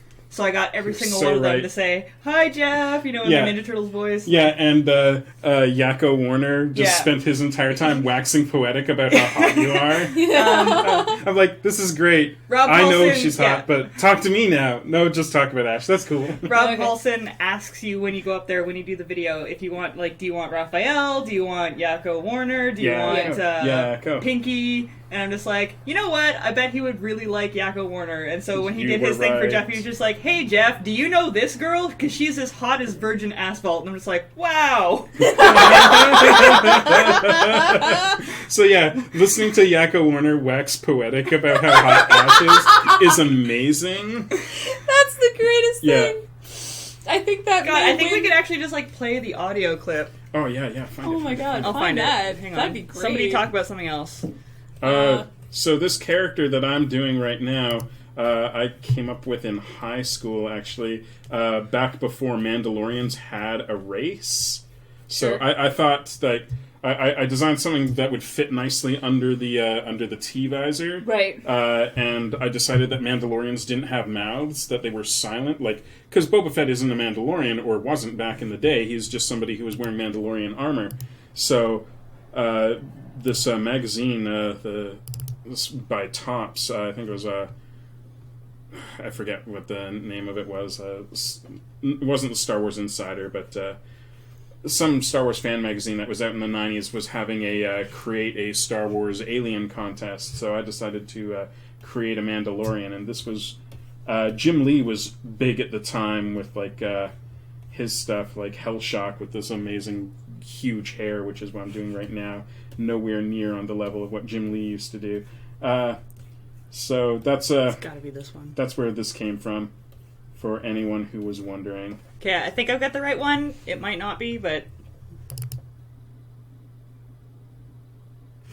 hopefully it plays. Yeah, that's it. Oh, Geoff! Yeah, no wonder here. Listen, there's this really hot chick with these kick-ass tats that is pointing that camera at me. And I'm telling you what, I don't know if you know who she is, but she is as hot as Georgia asphalt. So if I were you, check her out, okay? And the tats. Tats, I said, with an A. Why? Tats with an A! Yep. So good. Yakko Warner totally hit on Ash. Yeah, I hope you guys heard that, and I just realized that the microphone's really close to the speaker on that computer, so I apologize if that was super loud. Wow, that's wonderful. But That's wonderful. I gave him instructions to say hi to my friend Geoff in Canada. And that's what happened. That is the greatest. It was pretty amazing. Oh boy. The Oh, others, Brad, I've never the actually others stay shown you more those on videos. task. Yeah. Yeah. I love Tats with an A. The guy that Ash played Tats with an A Vickers. the guy that played Splinter was there too. Yeah. And that guy is old as hell. But he still like brought out the voice just for Geoff. Like he was the only one that wasn't like during the whole show, he was the only one that wasn't offering to do the voice. Sure. But when I'm just like, can you make a video for my friend Geoff? And he's like, Geoff, you know? It's amazing. I still have those videos saved on my computer because That's they're the greatest great. thing ever. Yeah. Oh, that's wonderful. Yeah, that might beat Misha Collins picking me up in his arms. Yeah. I kind of want to play Donatello's now, just so you guys can hear how that guy talks. And I want you to understand, again, this is not a voice, this is just how this guy sounds. All right, let's hear it. I think this one's one of the lesser on the audio quality, though. Hey, Geoff, it's Donatello. How you doing, man? I understand you're in Canada. Well, we're in Los Angeles. I bet the weather's a lot warmer. Anyway, we miss you guys, but take care of yourself. Keep thinking of us and turtle power. That's just his voice, it's fantastic. Like, I don't know what to say to this fucking guy in Canada. Jesus, let me think. Turtle power. Turtle power. Turtle power. Fantastic. Turtle power. Okay, Geoff. Yo. Things as a child that you swore you'd never do. That you do now. Swore I'd never get tattoos, and that didn't pan out. Oh shit, yeah, show the chat your tattoos. They're really nice. They're really cool. So they go up there, and they come around this side. On the elbow here is, for anyone who remembers Captain Power, this eagle here is from Captain Power and the Soldiers of the Future. Okay. I've got Snake Eye's Ninja Clan emblem here. That's what those bars are. Most of the circuitry is based on Tron, but I've worked in like the can you see the Autobot emblem in there? And here is a Green Lantern emblem. And I got a lightsaber in here. And the stripes on either side of the lightsaber are from the Last Starfighter from the Star League logo, which goes around a sword, except it's a lightsaber on mine. Neat. And on this arm, I've got a Hitchhiker's Guide to the Galaxy tattoo. Cool. And this arm will eventually get done. Eventually. And then everything else. So yeah, I swore I'd never get a tattoo. I also swore I'd never shave my head. What was the reasoning behind never getting a tattoo? Because I wanted a tattoo super bad. I have a good reasoning. My reasoning wasn't good at all. My reasoning was because my mom didn't like tattoos, and it's like, your mom's like, tattoos are stupid. People shouldn't get tattoos. I'm like, yeah, tattoos are stupid. People shouldn't get tattoos. Yep. And then that, then you grow up and out of that, and that changed. But for a long time, I was like, I'll never get a tattoo unless I find an image that I really want. And my first tattoo was the lightsaber that's on this arm, and I carried that picture around for about 3 years, and after 3 years I still liked it, so I was like, okay, I like it enough, so I'll get that. And then I did, and then I got the Hitchhiker's Guide emblem, and then I wanted to get a sleeve, but my fiance didn't want me to get a sleeve, but then she ran off with some dude, and I decided, well, now I'm going to get a sleeve, and then I did. Yeah, you did. Happy endings. Good story. There you go. Mm-hmm. And you're...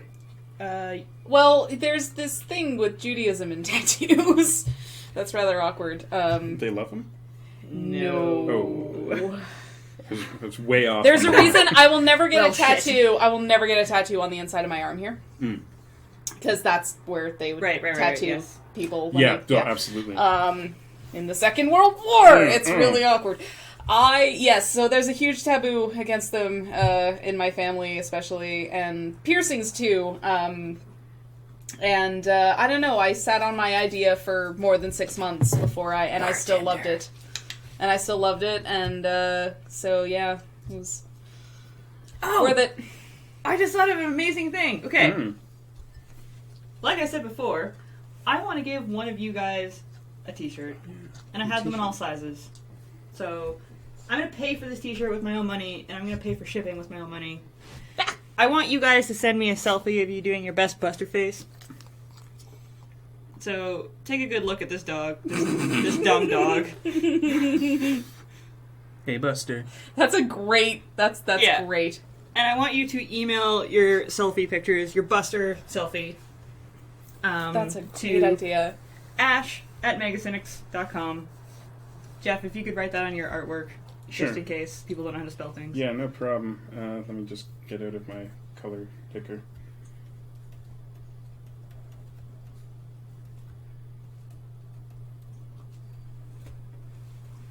Perfect. So yes, take a picture of yourself right now doing an impression of Buster. Hint, it's a front face. And at the end of the stream, we'll pick one, and then I will get your information and send you a t-shirt. And we will put them on the stream. Yes. Oh, by the way, you need to understand, we are going to show these pictures on Yes. here. So if you don't want your face on screen forevermore, because these are going to go on YouTube eventually, don't send them in. Yeah. Or just put it in the email that you don't want us to show it, Yeah. and we'll silently judge it.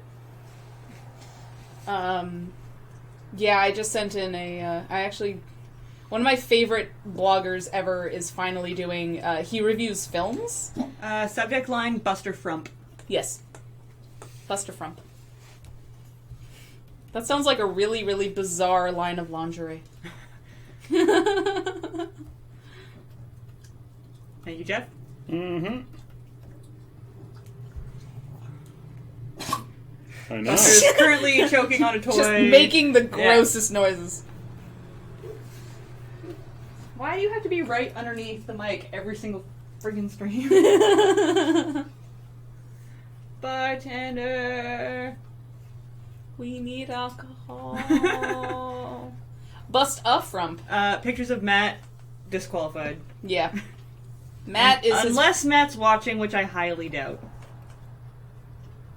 could be, but no. No. I think he's actually in Victoria this weekend. He is in Victoria this weekend. Yes, because I tried to make plans with him. Long distance relationships. Darling. Yes?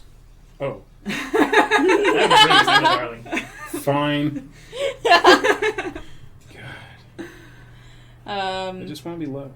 Yes, we will judge your face. The pink couch is not a real thing. The pink couch, how do I best describe this?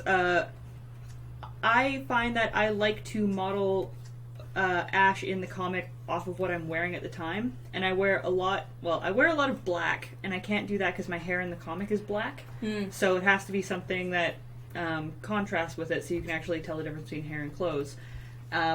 Opposite black, I wear a lot of purple and green and blue, and the couch was teal. So Right. if I had me wearing green or blue in the comic, I had to make it a super contrasting color from the couch. Right. And it got really annoying, and I'm just like, I should have just made the couch a color that I would never wear, like brown or pink, but Steve's couch in the comic is brown, and I thought it would Right. get confusing for settings. So I'm just like, well, I would never buy a pink couch. How can I put that into the comic? Because I can guarantee no one in the comic is ever going to wear pink. Right. Unless it's like Tally, Tally and Ashley wear pink, so I shouldn't say that.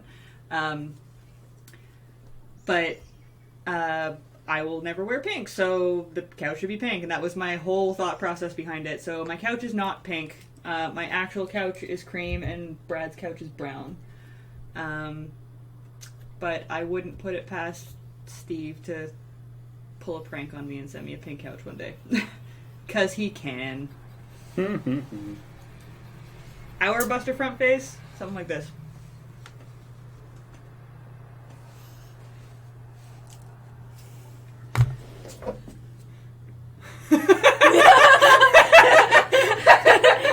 There you go. This is Look great. at this dog. Buster, This dog. look over here. Buster!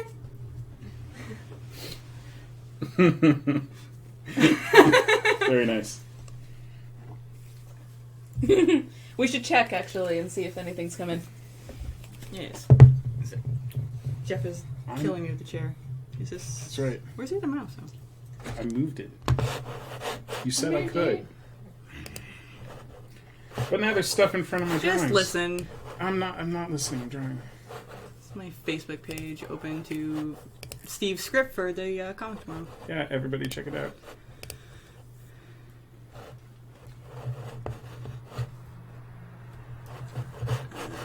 Listen. Buddy. Stop it! Sir. Sir? Sir. Sir. Sorry. No. Alright. I choose to believe that you're all just perfecting your front face, and that's Yeah. why we haven't gotten any. Exactly. Send in your selfies of you doing a Buster face, and we'll send you a flippin' t-shirt if we It's pick awesome. you. Yeah. There's only one up for grabs. I have to pay for it myself because we're not allowed to ask for money on Twitch, I'm pretty sure, so... Okay. But if you want to buy one, you can go to MegaCynics.com. Anything else that we swore that we'd never do as kids or as young adults? I once caught myself putting lipstick on a moving bus, and I was like, man, younger Mia would just be so horrified because I was bullied a lot as a kid by the popular girls who had control of makeup and dresses and jeans and stuff, and I was like, no, I'm not going to do any of that. I'm going to be my own person. I'm going to march to the beat of my own drum. Like... Mm-hmm. And I ended up doing a lot of that stuff. So I... yeah. Sorry, younger Mia. I swore at one point in high school that I would never have a, quote, normal hair color again. I dyed my hair blue at one point during high school, and I was like, that's it. Like, I love it. I'm never going back. Never going back. Ever. Yep. I had blue hair for... I had also every color of the rainbow in my hair. Yeah. Yep. And my mom asked me very nicely, like, to have a normal, quote, normal hair color for my grad photos. Right. So I still dyed my hair red, which is not normal because it's bright friggin' red, but it's better than blue or green or any of the other ones that I had. And then after that, I got a job right out of high school where you weren't allowed to have colored hair, or, like, crazy colored hair. I worked at a place that rhymes with Schmick Schmonalds. Try to crack that code. Just work on it for a bit. Did you work at O'Donnell's? No, because but they're gone now. You're getting there. Close. Think about it for a while. All right, Close, but no cigar. I'll think about it a little bit more. We got one. Hooray! Yay! We'll show them in a bit. We'll pick it at the end. I want them to be fresh. So after that, I worked at a accessory store, and you were allowed to dye your hair there, so I went right back to it and dyed my hair a whole bunch of crazy colors for a long time. And then I got a job at a place that rhymes with Schmony Schmore. Yeah, I don't know that one. They sell TVs. Oh. I get you. They do not have a rule about colored hair at all. But during my interview, they said, like, hey, love the green hair, but people coming into the store to buy an expensive product might not want to buy it from someone who has green hair. And I was super against them at first, and I'm just like, fuck you, I'm going to have my green hair and I'm going to rock it. I didn't say that during the interview, obviously. I got the job, and sure enough, within the first week, people would walk in, see the shirt, walk up to me, see the hair, and turn around. Wow. And I'm like, okay, never mind, because, you know, commission. Right. Yeah. So I dyed my hair black, and I kept it black for a really long time until I was out of retail. And I've just gone back and forth from black and red. But, yeah, poor little high school Ash died a little bit when I started dyeing my hair normal again. Yeah. Yes, we're all draws, especially Not me. Mia. Mia's actually Yes. the best one here. That's why we don't let her draw, because you would never watch us again if you saw Mia draw. It's just science. Yes.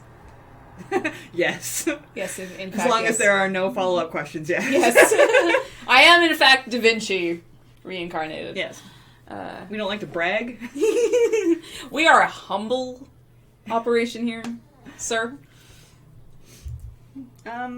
I think that was our pre-topic. So, Chad, if you have any questions, Yes, we have a if you're special not- guest. If you're not too busy taking your Buster selfie, which I know you are, you can ask us questions. Yes, ask us anything.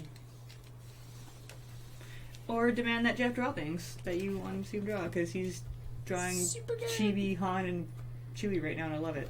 Yeah, that's great. If you weren't paying attention before, we're having a contest for a t-shirt.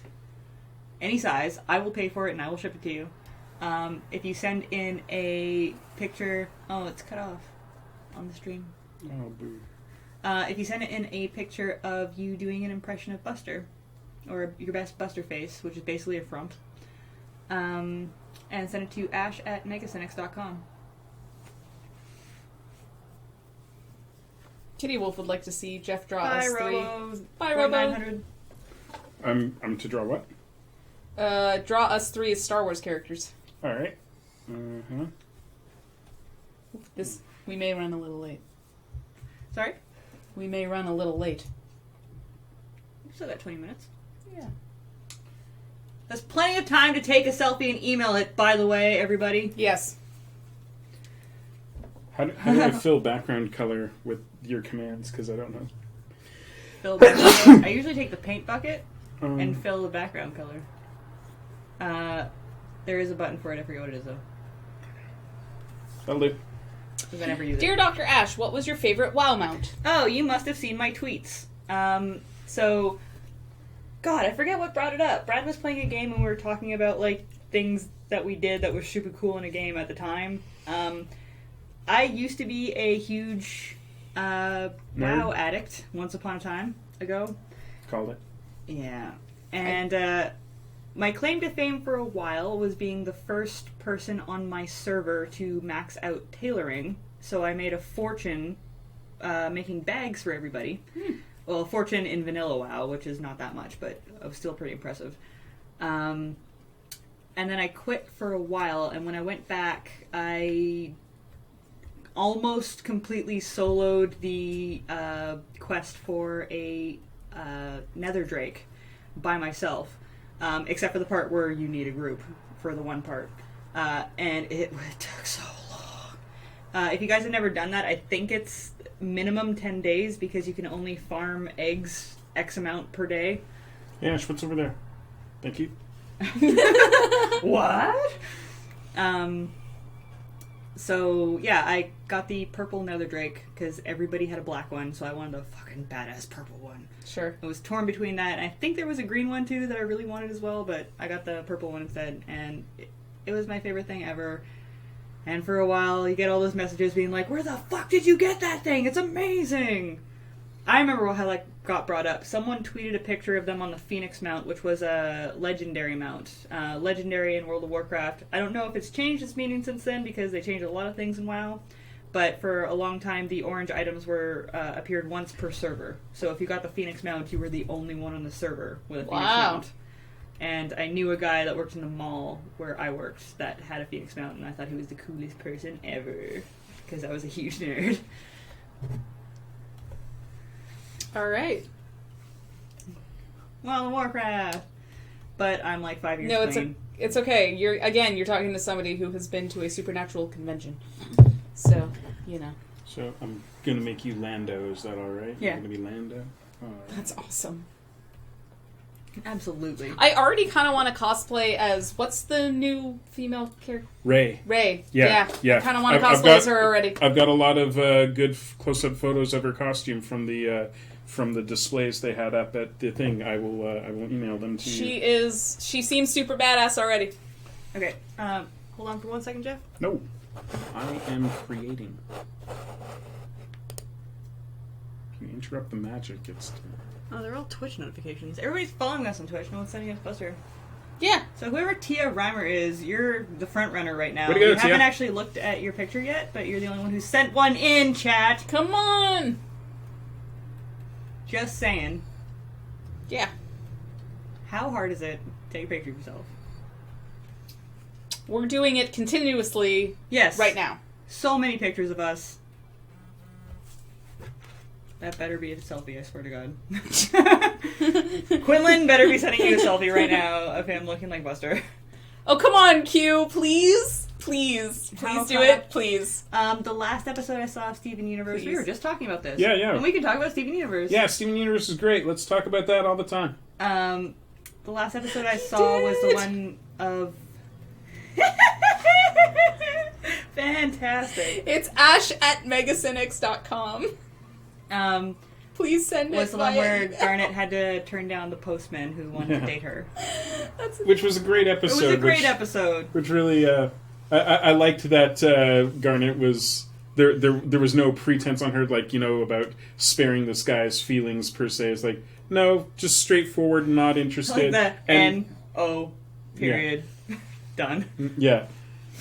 Well, it's important because, the media and, especially movies and stuff, they tend to put across this message that you have to spare people's feelings if they like you and you're not interested in them. And it's kind of created, this toxic atmosphere for relationships wherein if you don't accept someone's feelings, then you're the bad guy. Right. And that shouldn't be it. If you're not, if you don't dig someone, you don't dig someone. I have a good idea for really your most awkward teenage date experiences, because I have a good one. Oh, God. Awkward for me or awkward for the person? Awkward for anyone involved, whatever makes it the most entertaining. So... Okay, it's a really sad story. I have a really quick one. Sure. As I mentioned before, when I was in high school, I was huge. And that means that I was a foot taller than just about everybody in my grade and most people in the school, but also fairly plump. But, again, I got my courage together and put on a dress for prom. And this would be the junior prom, I believe, or one of the dances. Put on a dress, gathered my courage because it was the first dance of high school, and everybody was being pretty nice to one another and dancing with one another, and everybody was having a good time. And I'm just like, you know what? I'm going to ask a boy to dance. Ooh. Don't care who it is, just I'm going to go to the first boy that's just awkwardly standing by the wall and ask him to dance. And it took 10 minutes of do it. And I finally got up, walked right over to him with confidence. I'm like, would you like to dance? And he turned around and he put his arms out like he was going to, and he looked me up and down and was like, no. Oh. And I never asked anyone to dance again. Oh. It was so bad. Oh, but it's no. Luckily it was pretty crowded, so I don't think anyone saw. Sure, yeah. In fact, I can tell you, teenage Ash would have picked the one out that wasn't talking to anybody, that was just kind of staring at their shoelaces, but Aww. so bad, so awkward. How do you recover from that? Yeah. So it was summer camp, and I went to a summer camp with 300 people. This is the same summer camp where I survived a tornado, which you should go back and watch other streams, and I tell that story. This guy asked me out. This was 8th grade, I think, and this guy, whose name I can't remember now because I'm drunk. And he's not important, and he's not important, really, but he asked me out, and we, he was just this weird guy. He was super isolated from the rest of the dudes, and, immediately as soon as he asked me out and I said yes, there was a problem. I just panicked. I was like, nope, straight up nope, no. And I sent a friend of mine to break up with him for me. Oh, rough. Yeah. I have kind of a funny, awkward story, actually. So, no names. I was dating a guy, right after high school. This would have been when I was working at Schmick-Schmonald's. Were you loving it? No, I wasn't actually. Just thought I'd ask. Unfortunately, no. That was before that slogan. Oh. No, I think it was slightly after. It was right after. Anyway. Totally not the chain that you guys are thinking of, because I would never copyright. No, anyway, certainly not. I dated him for a while, and none of his friends particularly cared for me. Actually, no, it couldn't have been then. It must have been in high school. Anyway, not relevant. He was not very good at coming forward with his feelings, or getting to the point. I like Night Valiant. Wow, Mia is hardcore. Yes, I am. Yeah. You're gonna be Han Solo. Cool Kids Orlando.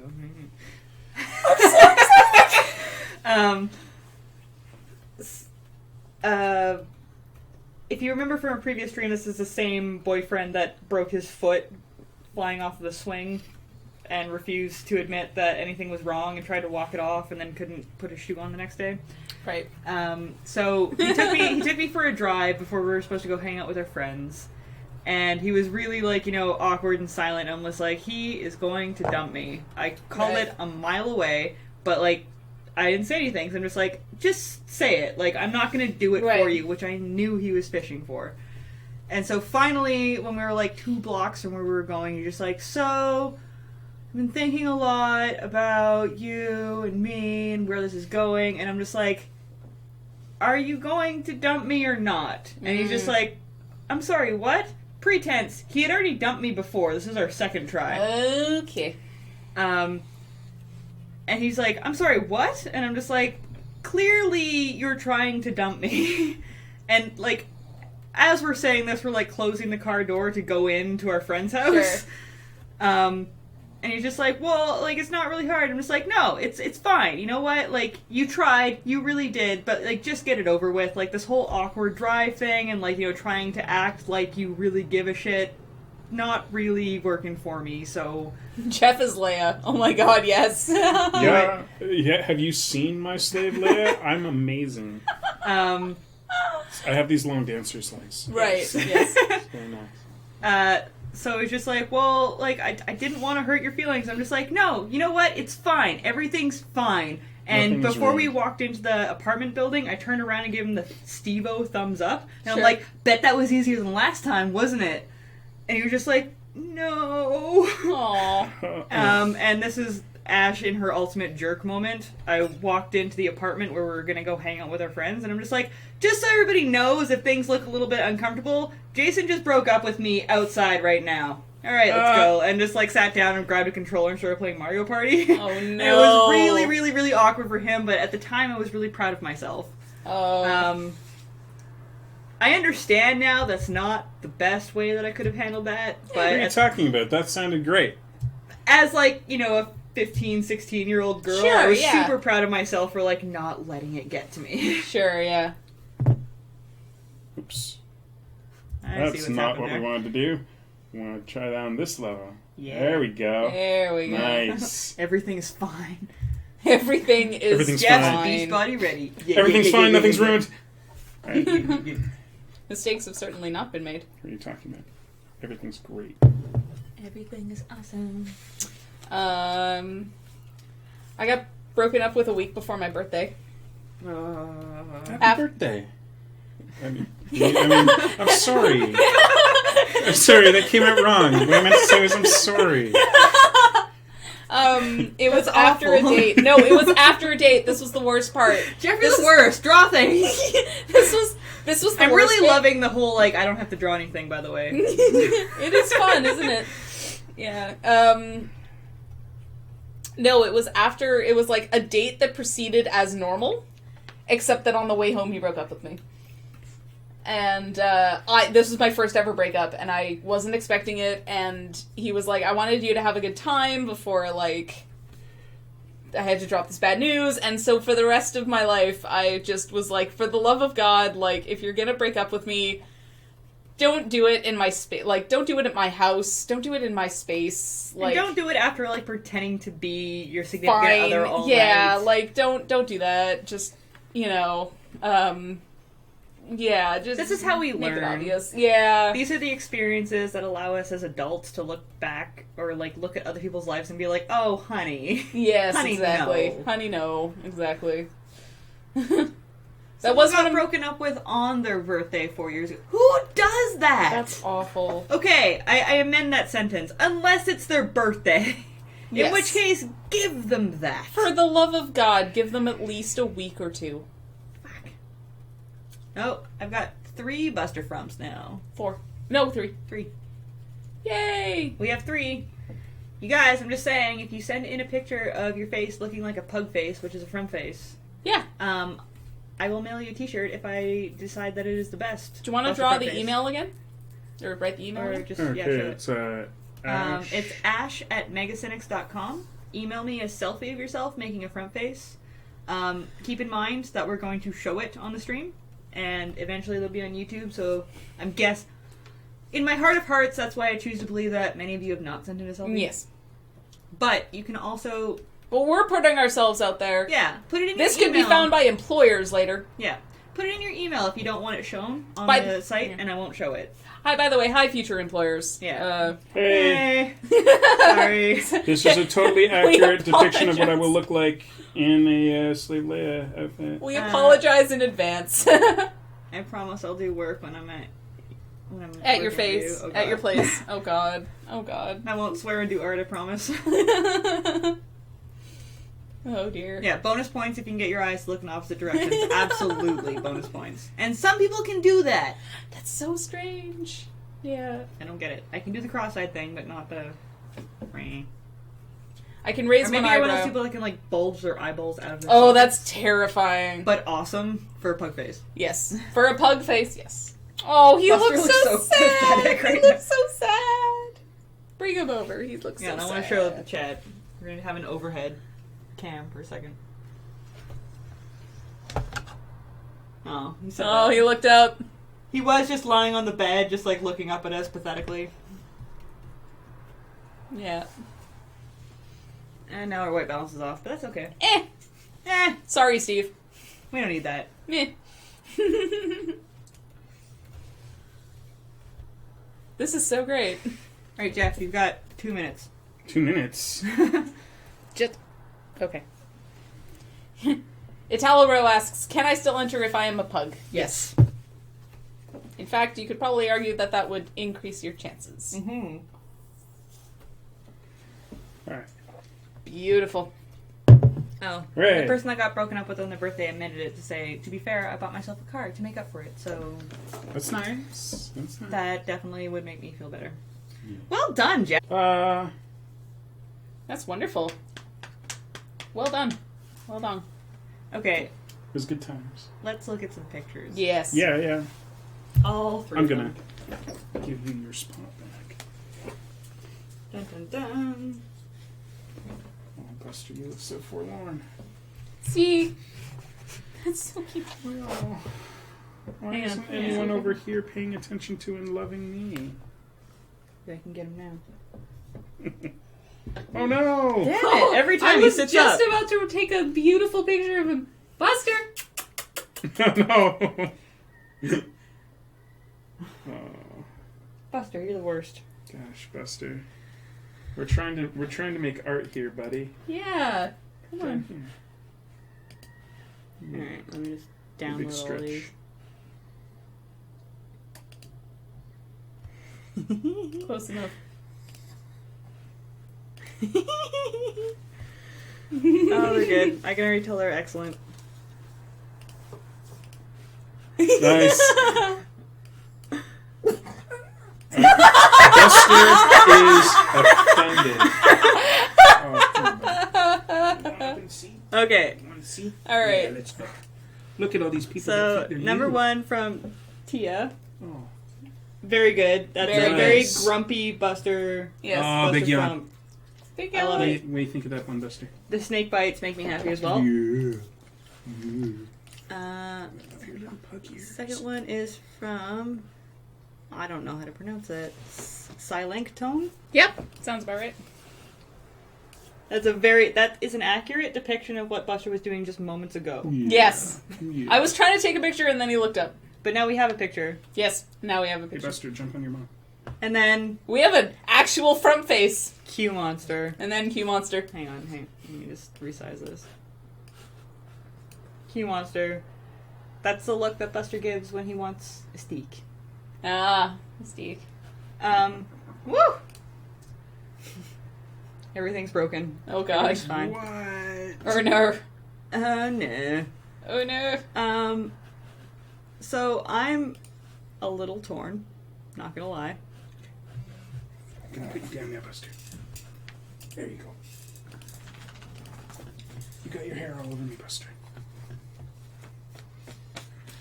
When I brought this one up, Buster, honest to God, boofed. I feel like you're Buster's kindred spirit. So I'm going to send you a t-shirt. Yay! Silent Tone, congratulations.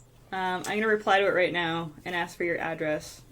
Or P.O. Box if you don't want to give me your address. Please just send address. Yes. And I'm going to... Oh, please send size as well.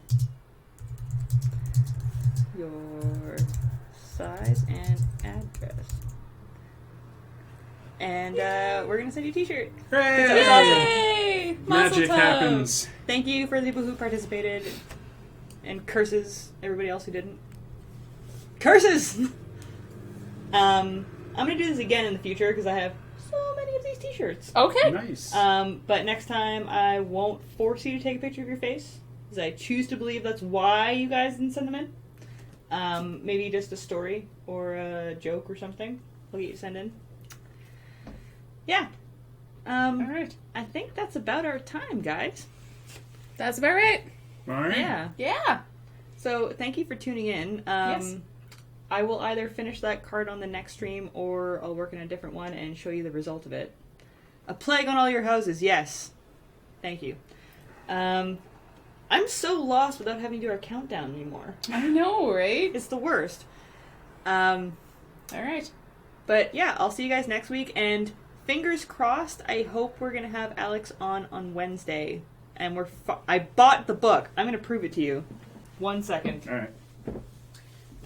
We've been teasing this for a long time, that Alex and I were going to draw things from a How to Draw anime book. Oh, nice. And I found a really good / really bad one. The Complete Guide to Drawing Manga. Yeah. So I finally Oh, bought man. the book. That is $12.99 worth of awesome. Some of it's awesome, some of it's awful. So we're gonna pick the awful Okay, ones. that's good. A fireball. Yeah. A water ball. So fingers crossed. Hopefully we'll be Yeah. streaming with Alex on Wednesday, and hilarity will ensue. But otherwise, tune in again on Sunday. And thank you so much for following Thank you. us. If you want to check out the comic, it's MegaCynics.com. If you would like to support the comic or the artist, there's a Patreon, patreon.com/MegaCynics. You can follow me on Twitter at Mega_Ashra. Mia is, At Mia Steinberg, Steinberg. and Geoff is At Jeffrey Today, GEOFFREY Today, today. because you know how to spell that. Anyone who wants to talk about Star Wars, Yes. it's fine. I'm always open for Oh, that. and Geoff also has a Tumblr. Which I is do. Jeffrey Today as well, isn't Yeah, it? jeffreytoday.tumblr. There you go. Yeah, we will see you guys next week. Thank you. Bye. Bye. Aw, kiss.